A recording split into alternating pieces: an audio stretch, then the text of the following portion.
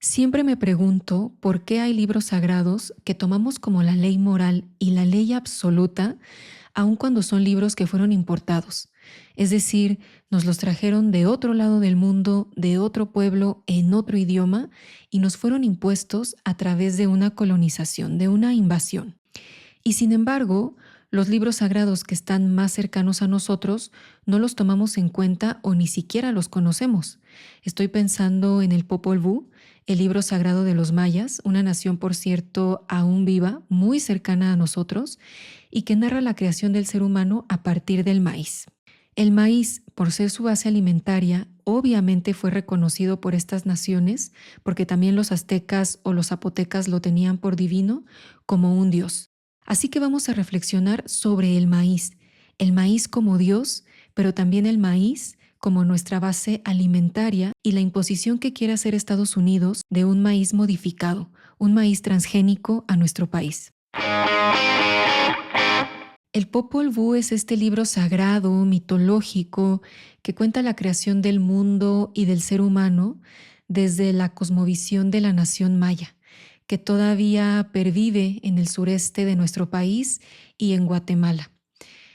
Hoy está Andrea Magaña, periodista y gestora cultural con nosotros, con nosotras, y nos va a contar acerca de este libro, El Popol Vuh, que si no han leído es un obligado para nosotros como mexicanos ir a leerlo, pero los dejo con Andrea para que nos cuente un poco más de qué se trata este libro, su historia, su importancia y, como siempre, su entusiasmo por este y otros libros.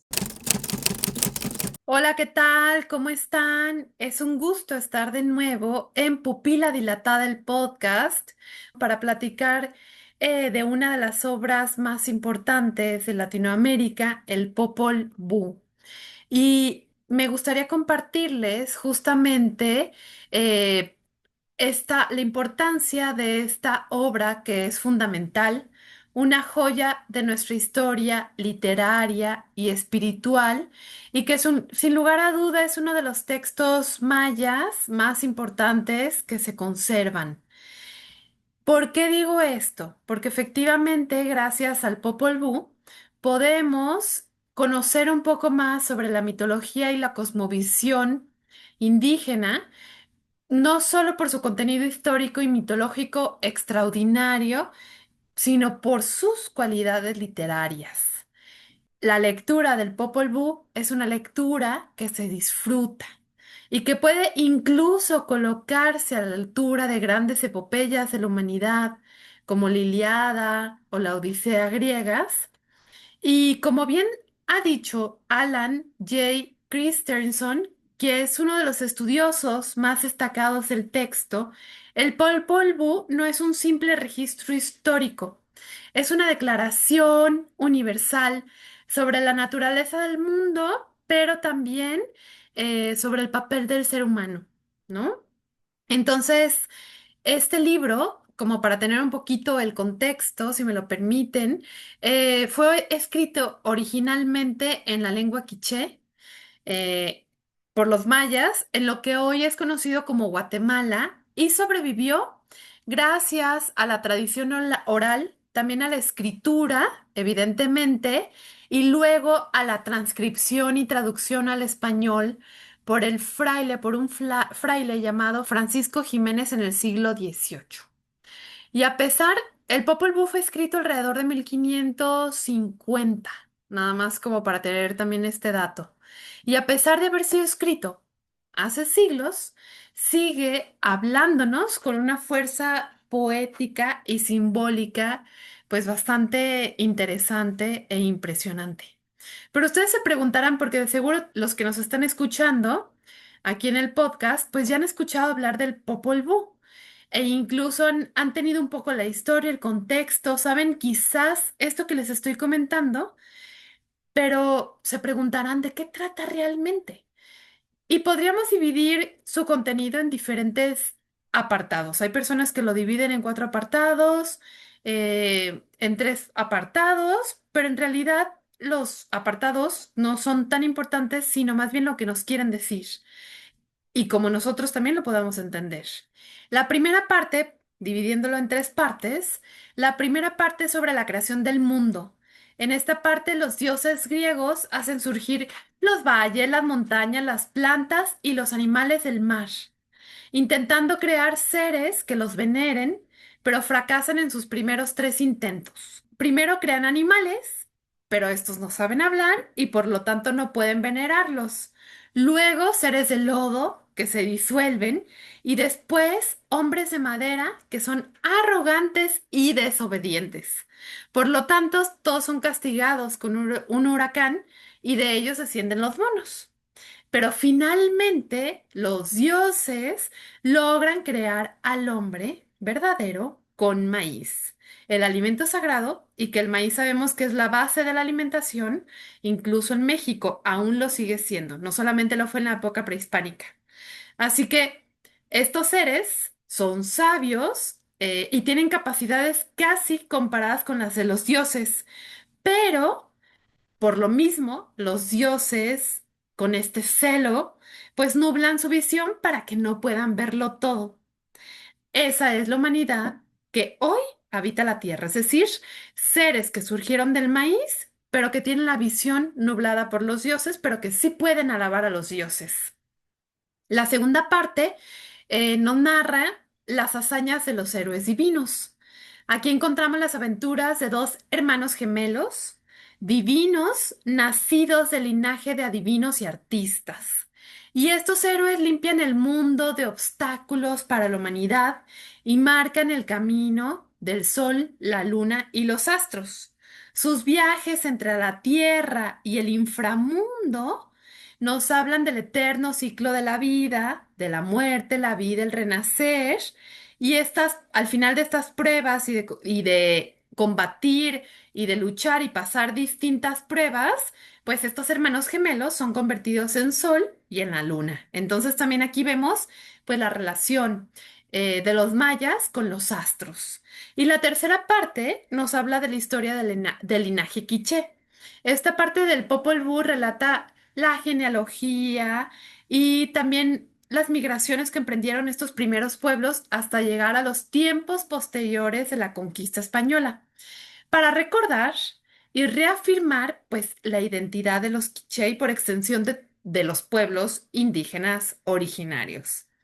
Así que les invito a leer el Popol Vuh. Creo que es una obra que nos permite conectar principalmente con nuestras raíces. A mí me encanta que el hombre haya surgido del maíz, es decir, esta historia es una historia que hay personas que dicen que es la Biblia de los mayas, pero en realidad es la historia de la creación del mundo, de identidad y también de temas universales que siguen siendo universales y vigentes, como la creación, el destino, la memoria, la espiritualidad, la lucha y pues podemos descubrir a través del Popol Vuh una cosmovisión rica y compleja y profundamente humana, que nos permite entender el mundo que nos rodea e incluso pues nuestras raíces.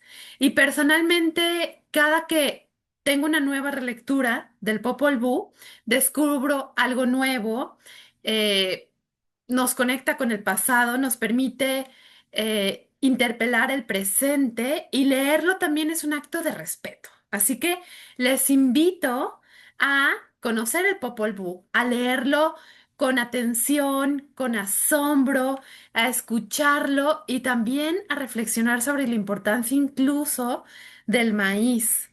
Así que les dejo con mi querida Magdalena y de nuevo gracias por la invitación a este espacio. Oigan, pues Andrea nos decía que los dioses griegos crearon, estuvieron participando de esta creación, pero bueno, fue un error ahí lingüístico. Dioses mayas, amiga, estoy segura que es lo que querías decir.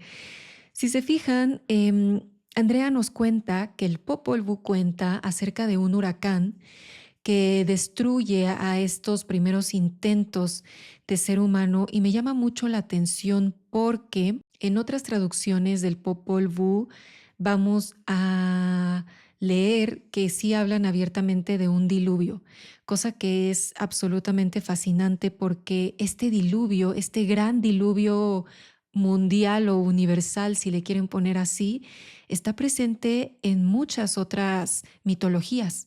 Por ejemplo, lo podemos encontrar en el Gilgamesh, en la antigua Mesopotamia, pero también lo mencionan los hindúes, los griegos, los chinos, lo tienen en el Islam, los propios aztecas, los incas, los mapuches que estaban o están en Chile y Argentina, y también en África hablan de este diluvio, lo cual, como les digo, llama la atención de que a lo mejor sí existió este fenómeno meteorológico y es por eso que está presente en muchas de las, ya no digan ustedes mitologías, sino de los relatos de los antiguos humanos. Como bien dice Andrea, el Popol Vuh es un libro no solamente mitológico o histórico, sino espiritual. Y eso a mí me fascina. Al ser un libro que relata la creación del mundo y del ser humano, sin duda constituye un relato de nuestros orígenes, del entendimiento, de la interpretación del todo, de nosotros mismos, de nuestras interrelaciones.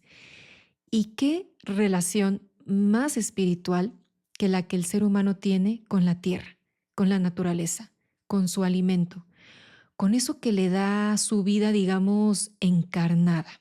En este caso, por la geografía, por la región, el maíz era la base alimentaria de la nación maya y por eso está en el centro de su relato. Por eso en el Popol Vuh el ser humano está hecho de maíz. Ese ser humano hecho de maíz es el que finalmente se logra, el que finalmente se da, con el que los dioses están, digamos, satisfechos. Y es en ese mismo sentido que el maíz se convierte para estas naciones en un alimento sagrado. Es por lo tanto lo más venerado, lo más respetado y es tenido incluso como un dios. Es decir, no estamos ante un dios allá afuera, alejado, sino que se venera eso con lo que tenemos una relación primordial. Por eso el culto al maíz no es exclusivo de los mayas. Está presente en todos los pueblos mesoamericanos, en todas las civilizaciones de la región había un culto al maíz. Se trata de un mito fundacional. ¿Por qué? Pues porque era el alimento que sostenía a estas naciones y todavía es la base alimentaria de la región. En México ni se diga. A mí me encanta el maíz, no sé ustedes, pero a mí me encanta el maíz. No hay comida que más me fascine que, ¿cómo le llamamos? Que los antojitos mexicanos, las quesadillas, los sopes, los tlacoyos, las tortillas, chilaquiles, enchiladas.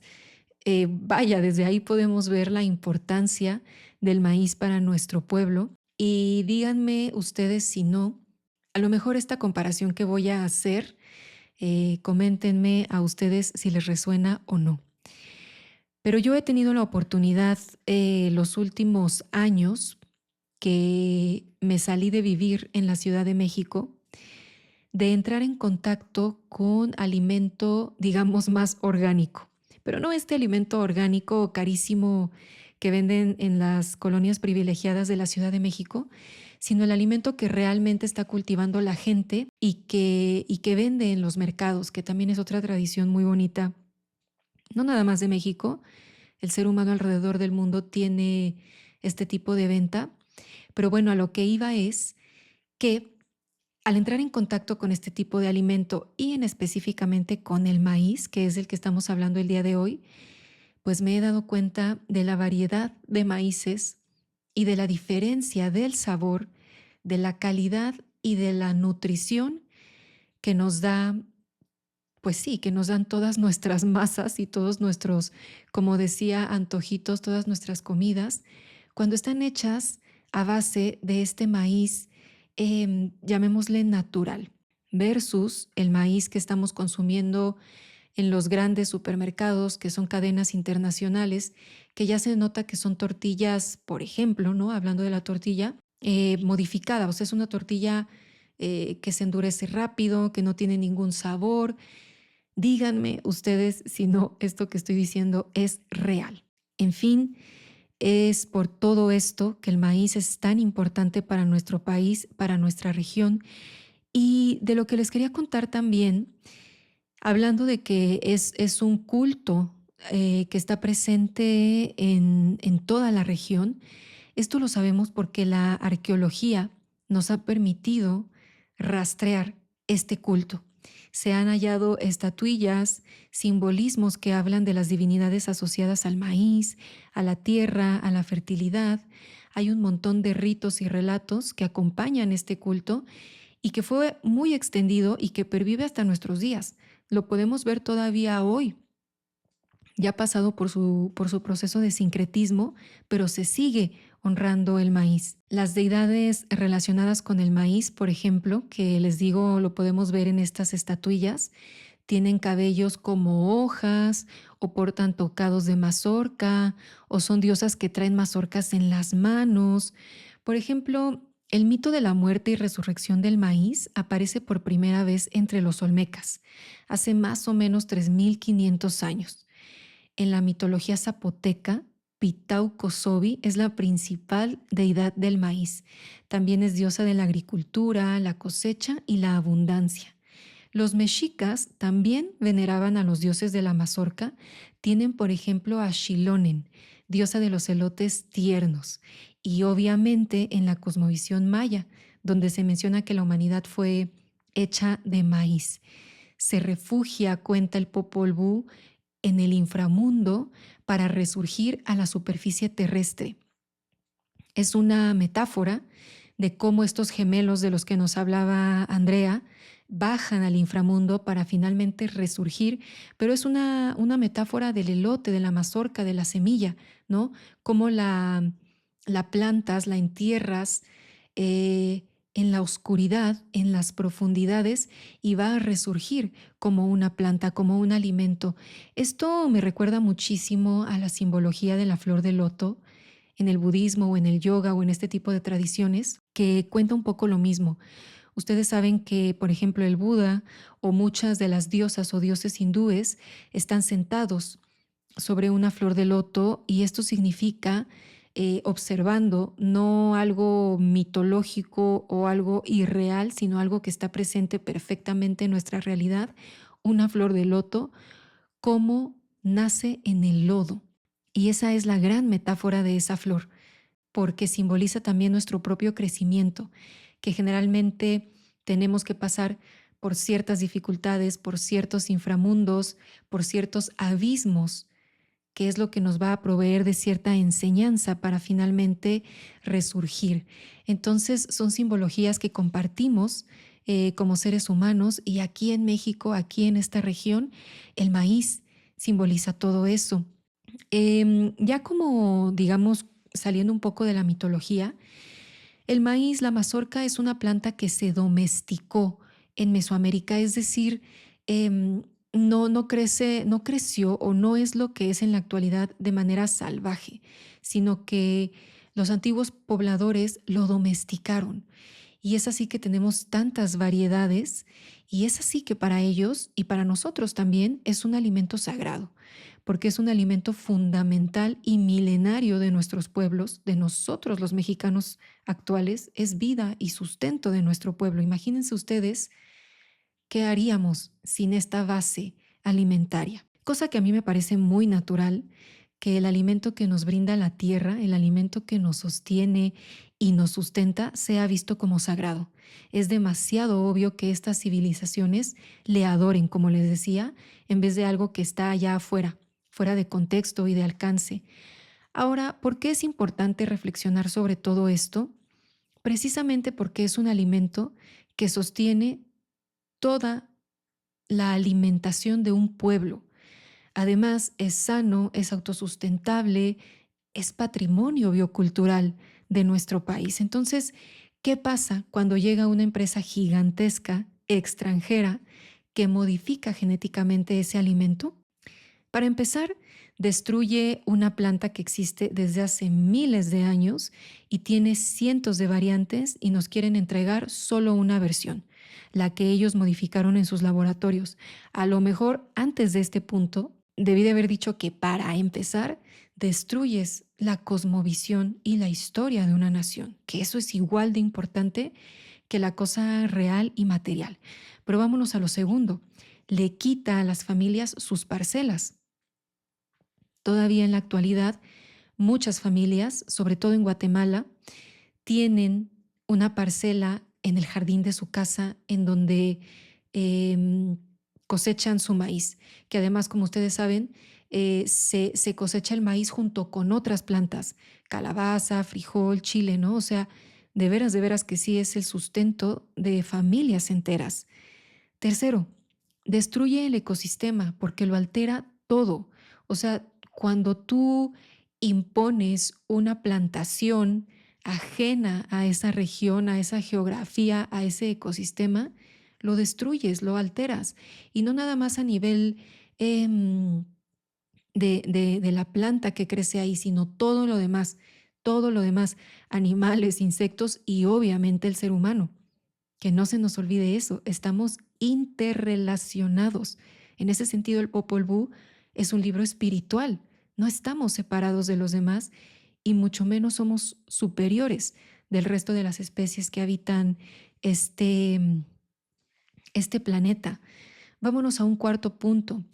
Nos priva de un alimento sano para en vez de eso consumir un alimento modificado genéticamente, un alimento procesado que a la larga altera nuestro organismo, altera nuestra propia composición química, derivando en enfermedades físicas y mentales. No lo estoy inventando, todo esto ya está documentado por la ciencia. Un maíz importado, modificado genéticamente, como les digo, priva también a todo un país y a toda una región de su soberanía alimentaria, de la capacidad que tiene un estado, digamos, de alimentar a tu población, que eso va a ser fundamental en estos tiempos de neoimperialismo, de neofascismo y de cambio climático. Como dicen, guarden este podcast porque nos encaminamos hacia eso y entonces va a ser necesarísimo que cada país, que cada región tenga la capacidad de alimentarse sin estar importando alimento del imperio, como dirían en términos básicos y sencillos. Verdaderamente pienso que la autosustentabilidad de las naciones alimentarias es el futuro de la humanidad. De lo contrario, se los digo, vamos a la debacle física, mental y ecológica. Es así que, como siempre, les invito a volver a la literatura. Volvamos a nuestros textos sagrados, no los de otro continente y otras tierras, sino los nuestros, los de nuestros ancestros, los que corren por nuestra sangre. Ahí tenemos muchísimo por aprender. Ahí está todo lo que necesitamos saber.